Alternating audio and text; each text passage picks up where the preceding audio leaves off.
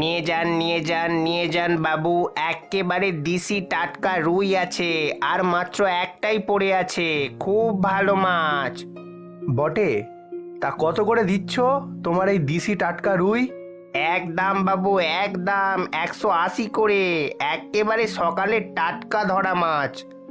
ঠিক আছে ঠিক আছে, তবে 80 নয়, ওই 70 করে নিও।